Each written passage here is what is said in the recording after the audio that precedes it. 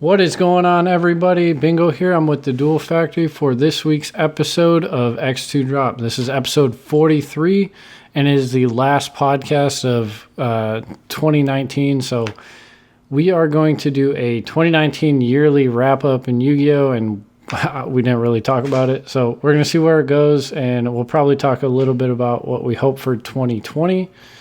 And we'll go from there. So I just wanted to mention this is the last episode of the first season. So just because of the way I want to structure things, season 2 is going to start next year and it's going to go all year. And that's how we're going to do it from now on. Outside of that, 2019 in Yu-Gi-Oh! Has been, it's been interesting. It's been hard to play sometimes because it just felt like it got stale. The thumbnail you can see is just a bunch of engages because I felt like that was all of 2019 is just activate engage. But, there's quite a bit to talk about. We got all the products that came out, all the bans, everything we gained and lost this year, as well as, the decks themselves. So, Joe, just quickly, your initial thoughts when thinking about 2019 compared to other years in Yu-Gi-Oh! Like, did you enjoy it? What would you like? What didn't you like? So when I think of 2019, there's like high points and low points. But what 2019 for like Yu-Gi-Oh! In general kind of showed me is how much generic support could really buff one type in Yu-Gi-Oh! Is what I think most of the time. Yeah, are you talking about darks or like you can? It's like a very broad term, stuff like that. But if you think about it, so we had the release or like the link mechanic actually became a lot more like popular in 2019 just because of the whole master rule change and all that fun stuff. And then you have generic cards like Isold, which was meant for Noble Knight, but was just a generic warrior support card.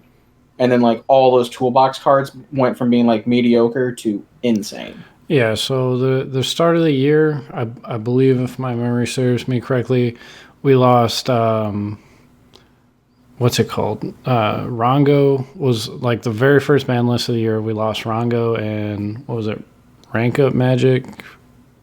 The Rank Up Man is Phantom Knights. Something. Yeah. So we were just coming into the year dealing with some last minute degeneracy that carried over from the year of FTKs of 2018. And after that, I felt like the format was pretty fun. The problem that I think about with 2019 is like good cards kept coming out, but they just kept buffing the best decks, right? Like we've had Thunder Dragon, Sky Striker, Orcus. Now Orcus wasn't a deck until what's it called came out. The Orchestrated Nightmare. It wasn't amazing, but outside of that, we got the Salamangreat structure deck later in the year, and it's been pretty much off and on. Those are the top contenders, regardless of what month you're looking at, right?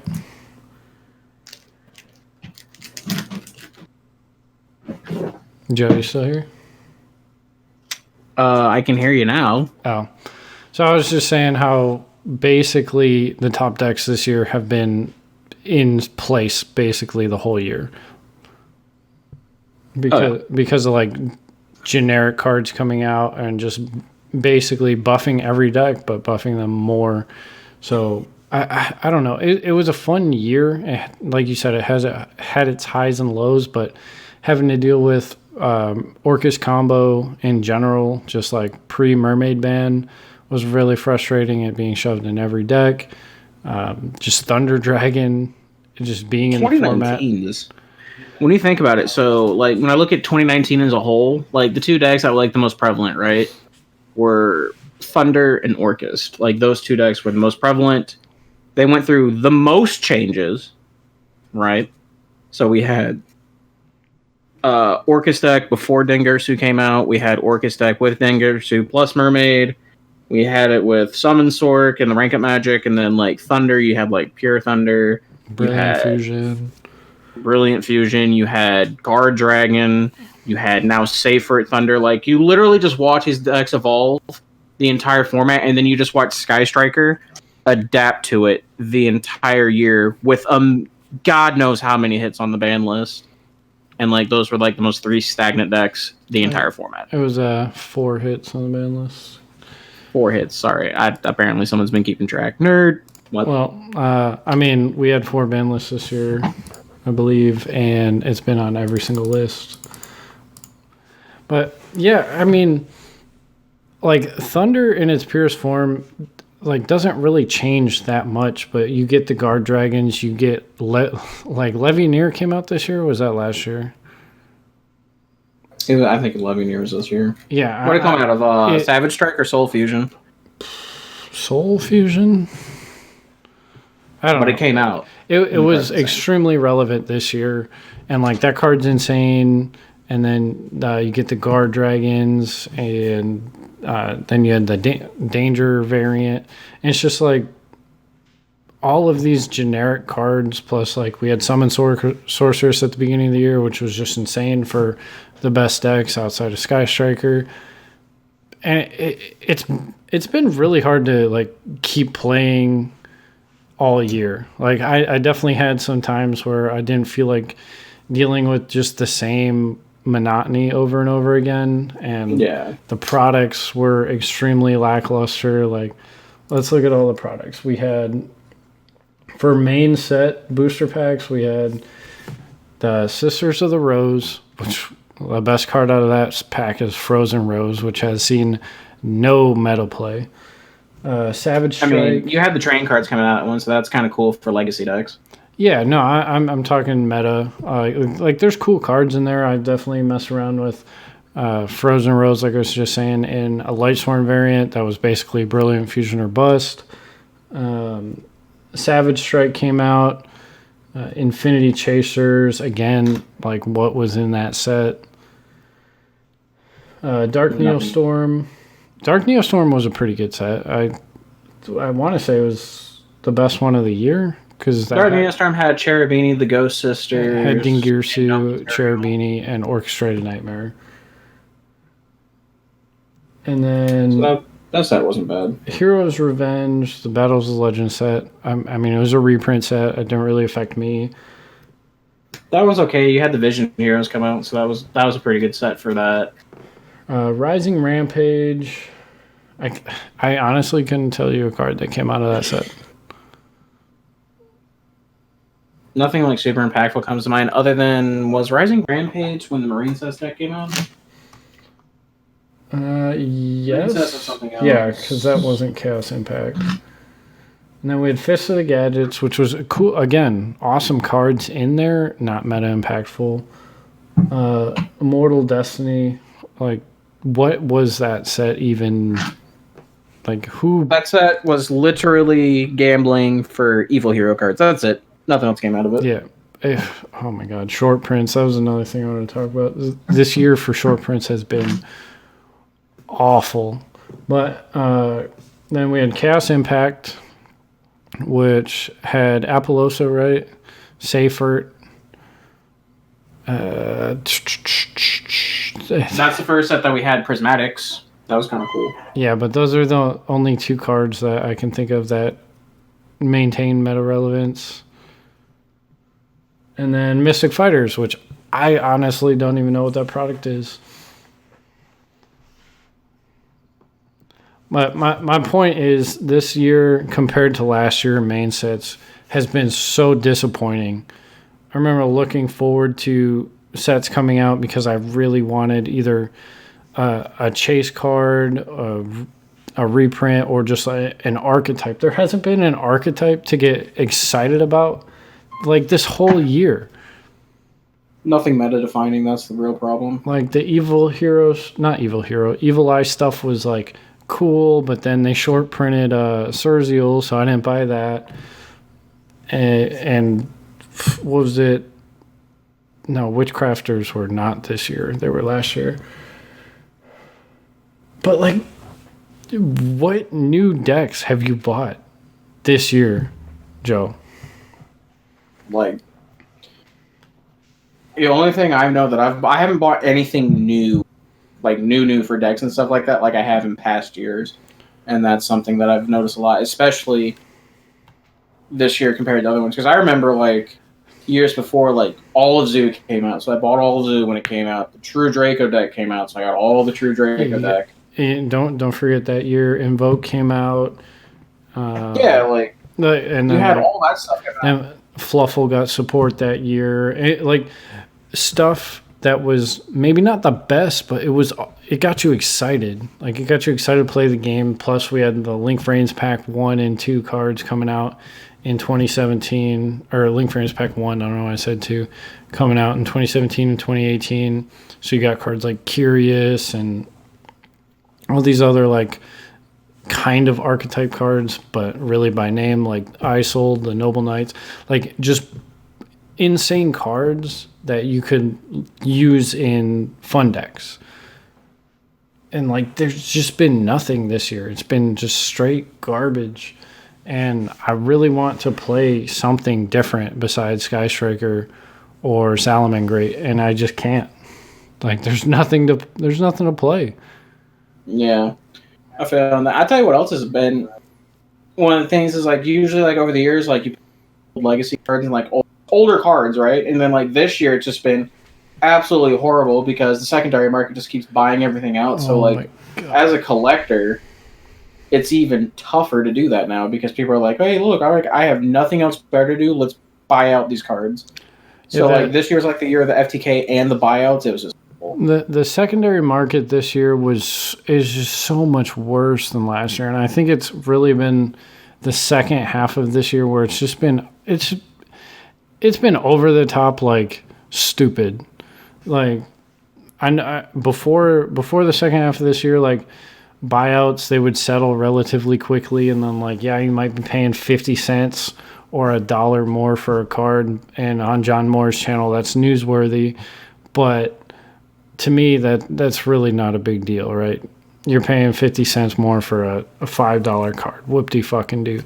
But now, like, some random ass piece of support gets announced, and they're like, let's buy out these 5 cards, and, like, it's genuinely taken a while for some of these to settle, and it's really frustrating because it makes collecting hard, which is what I do in my time when I'm not focused on the metagame, and it's like I want to play, I want to buy cards, I want to like have pretty stuff to look at, right? And it's just making it really difficult. It's just kind of crazy because like I like buying older and vintage cards and stuff like that. Like that's how my collection's been growing over the years, and then like it hasn't been too bad. Like you're always going to pay more for like better condition cards and stuff like that, but because people are getting bored and the Yu-Gi-Oh formats have been getting stale, like it's becoming more and more popular for these older cards to get bought out, and then their prices just stay high. And like that's insane. Now, I understand like as years go by, like it becomes harder and harder to find cards and stuff like that. But at this point, it's getting to the point where like cards are only like 2 or 3 years old, and they're like nice cards that have nicer rarities, and they're just becoming insane to pick up. Like for example, Ultimate Rare Mass Hero Dark Walls deck's not even tier 1. It's a rogue deck at best. And I saw, a damaged one on TCG Players going for like $85 because people got bored and bought out hero stuff. Like, come on now. That's unnecessary. And Alti Dark Laws from, 2016 or something like that? Yeah, so the printing of it isn't even that old in Yu-Gi-Oh! Standards. And they're just like, hey, you want this? You can have it for this price. And I'm like, you literally just bought these out because you were bored. That's the whole reason you did that. Yeah, and it's not even like collector stuff. You'll find like the short prints that aren't even worth like buying half the time. Like I don't know. I've wanted to pick up Bingo Machine Go. Yes, that's a good one. Right there. There's one where it's just like, okay, it's a Blue Eyes card, but unless you're playing Chaos Max, and even then you might not even play it, you're not going to get that card. I've wanted to pick up Witchcrafter stuff basically since it came out because it's a very simple deck to play, and like I wanted to teach somebody how to play with it, but like Creations is still like $30 and it keeps trying to go down, and then it just instantly goes back up to $30, and it's like the short prints are just getting over the top stupid with this game. Malicious Bane and a Dusted Gold were the pinnacle this year for short prints. Like that was I don't have any interest in hero stuff, but I felt genuinely like pissed off that it was that ridiculous. Cause like wasn't a Dusted Gold an ultra? Like I forget if it was what kind of set and Malicious Bane were both ultras that are both necessary to play in the deck because Nibiru the Primal Being's been printed. And they're both short print, and they're both like $80 a piece right now. And the set's been released for like 3 months now, and it's actually just kind of insane. Because like you need those cards to play, and it comes from a deck where like there's 48 packs, and then the Konami's like, well, we want to make this set sell because there's nothing else in this set to make it sell, and it's short printed. And the secondary market jumped all over it, and they've just been sitting, and they're one-ofs. One-ofs if you played at a competitive level. So like. That's infuriating. Yeah, so 2018, like, yeah, the short prints came up, but it didn't seem this bad, right? Like, it wasn't evenly matched short printed last year, and it was still like 50, and that was a meta-relevant card. It's just, This is just stupid. And I feel like a lot of it falls on the community just refuses to stop buying into, like, I don't know if it's hype or what it is, because non-meta relevant short prints should not be $80. Like Phantasme warranted the price tag. It did. And if anybody tells you otherwise, like, they're not playing on a competitive level. The card was insane for what it did, and it deserved to slow. It's not like it came out and it was $100. It was 70s, and then it went up, and then it went down to 60 very, very briefly, and then it was back up to 80, and then 90, and then 100, and then it kind of stayed there. And that's fine. Like, I remember when Ash Blossoms were $80. Like, it's just part of the game. Yeah. Like, these are, like, meta-relevant cards that are generic for everything. I get, but, like, legacy support and stuff like that's another thing. I'll tell you one thing I did find very, very interesting about this year, and it just started recently coming up more often towards the tail end of it, and I'm surprised it hasn't happened more. But quote-unquote pro players selling their services for people who are interested in getting better at the game. What, like coaching services? Exactly. I noticed it because apparently, so I know Dom started doing it. Jesse Cotton has a group of people that they have dedicated for Patreon users that they do coachings for, and then in one of Team's Hands videos, he talks about it, and then so on and so forth. And to me, that's incredibly interesting because it just shows that people are willing to pay to get better at the game by people that they either quote unquote idolize or view as pros in their mind for something that's ultimately a hobby. Yeah. But, I mean, that's kind of the world we live in today. If you are investing a lot of time, money, and energy into something, whether it's a hobby, a sport, or whatever it is, like, people want to be good at it. That's why esports developed, because people want to play as competitively as they can, and that's why you see esports coaches, like, for just about every single game there is. Like, the mobile game Clash Royale has a ton of pros that coach on through their Discord, their Twitch streams, like whatever it is. But that's because people want to improve. Now, this game, it's a lot harder because there's no officially supported online platform. So I guess like talking and theorying and going over replays or something, but like, it's kind of weird to me to pay for that service for this game because it is a physical card game. But I understand, you know, we were kind of lucky that, you know, there's always somebody around with at least a semi-competitive mindset in our area, but there's a lot of people out there that it's pretty casual. Just go to one of Asian Persuasion's regionals and, you know, it's just how it is. So yeah, I mean, like, it's just. Oh, go ahead. No, you're fine. Because like you're 100% right. Like not every single area has someone who has a competitive mindset or people who have been successful at the game. Like it's not common for every single area to have that.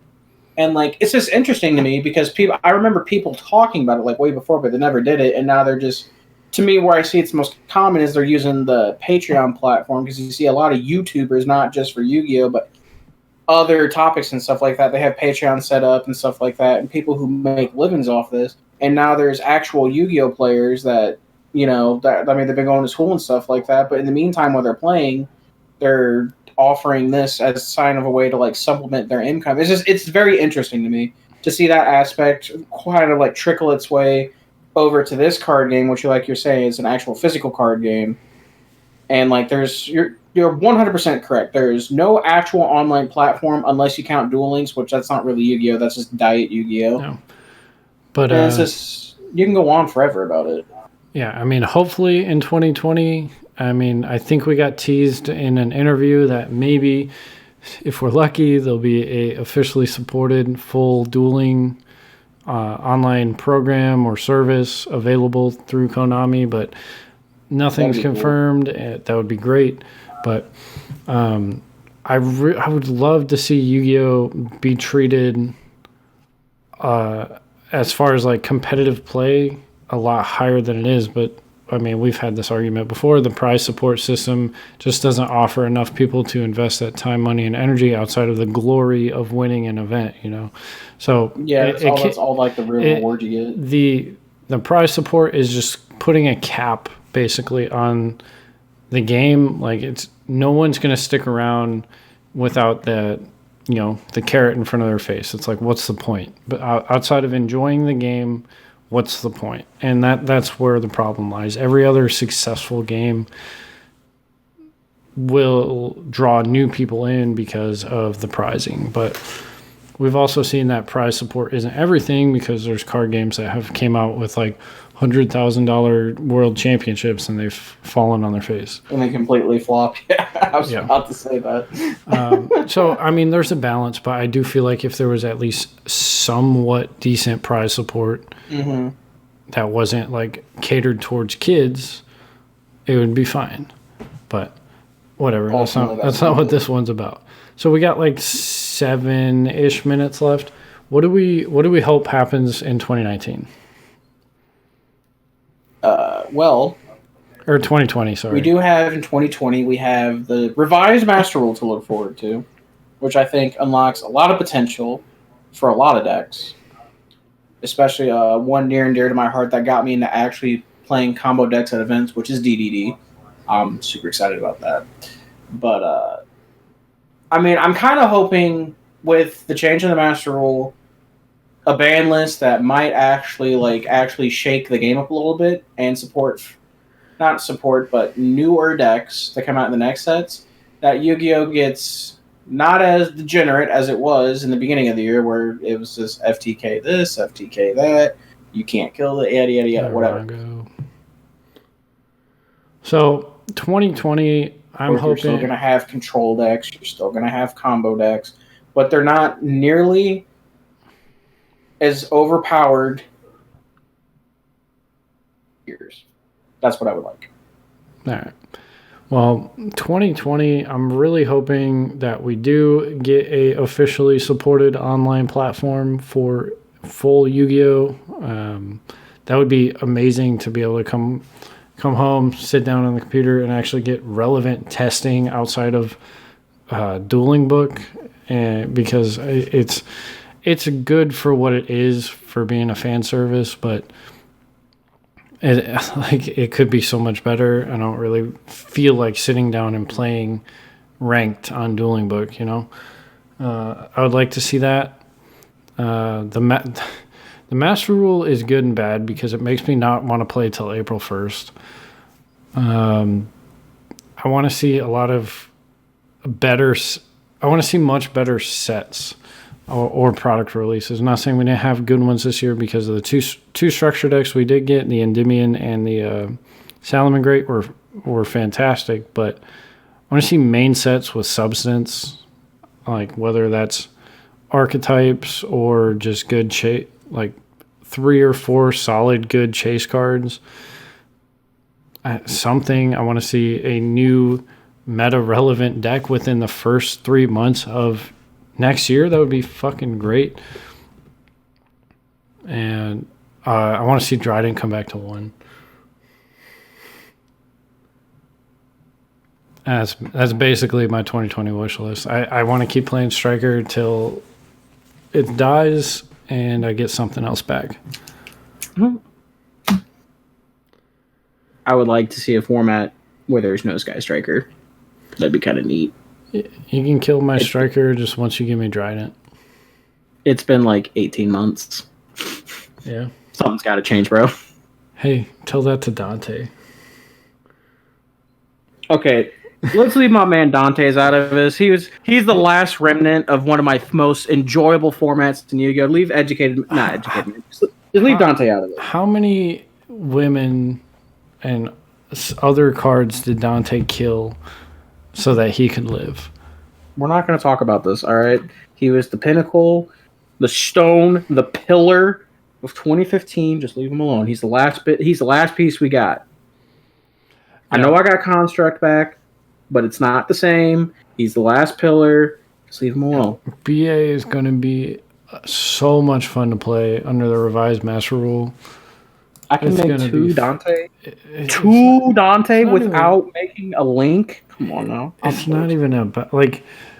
There have been BA decks that I play right now where I'm playing one Dante and one Beatrice, and it's like all links, and like that's not how it should be, but you have to play the link. It's just really annoying because now if you're playing like the Block Dragon engine and Gizmek, you can mess around with rank 8s, and it just opens up a lot more for the game or for that deck. But you know how excited I am to make the Great Wall of Dante again? The Great Wall of Dante? I'm excited. So we got 2 ban lists before. I'm assuming we're going to get 2 ban lists before the Master Rule revision update because it would just make perfect sense. And if we don't, Konami's stupid. I want to see a shift in the meta in January, something significant, but it's not going to be drastic to break the game. And I want to see a lot of interesting peel-offs. I want to see Trident, Unicorn, an Elemental Dragon, and I mean a wild card. Something nobody expected that isn't going to ruin the game. You know what I mean? Let's make Chaos Dragons great again. Who's up for 2 red med? Okay, red med can stay at 1. Stop going crazy. 2 red med. I want it. 2020, year of the red med. I'm excited. Let's do it. So okay, no, that's probably really bad. Shockmaster, that dream has died now. That card's never coming back. I tell you what we need. Unchain the Chain 2020. I want to see it. That's even more busted now. Degenerate. Could you imagine? Revised Master Rule. Lavavel Chain into an Appaloosa. Unchain the Chain 2020. Give it to me. Well, what I'm excited for is I'll be able to play cards like Exciton Knight and Tornado Dragon with decks. Rank 4 toolbox is relevant again if your deck can facilitate it, and I'm super excited for that because Xyz Monsters has to be my favorite summoning mechanic because, one, they look the best. I don't care who you're talking to. You're racist. Like, I want to Ultra Minerva so bad, but that's never going to happen. At least not for a while. It's only money. They print it every day. Just buy it. You'll be all right. No, because I got to get my Corvette eventually. Minerva first, Corvette second. No, other way around. All right, so Joe, you got any final thoughts before we cut it close? I know it's not going to last, but if I can get Thunder to revise Master Rule 2020, that's going to be great. I want something interesting, something to get released off the list that spices up Yu-Gi-Oh! I want a new deck that's going to spice up Yu-Gi-Oh! I want 2020 to be the year. I don't have to say Douglas French has no sauce. Piccolo, you have no sauce. Hey. I want 2020 to make me excited to play the game again, because 2019 just kind of dragged you through the mud with monotony and boredom, and it was really hard to stay excited. Kind of felt like it was more soul sucking than anything. Yeah. No homo. Like, yeah, 2019 wasn't as bad as Goki format, but it doesn't change anything. All right, guys, but that has been... This Goki format got a chant, just putting that out there. Yeah. That has been episode 43 of X2 Drop. This is the last one of 2019. If you have enjoyed, please remember to check us out every week. We haven't talked about it yet, but I do want to consider changing the upload date to Sunday rather than Monday. But I'll talk with him about this after. And then if you have any ideas of what you want us to talk about, please let us know on one of our YouTube channels or Twitter or whatever, because we have no idea what to talk about every week because we put very little thought into this. We just have fun doing it. So I will see you guys back here next week. Peace out.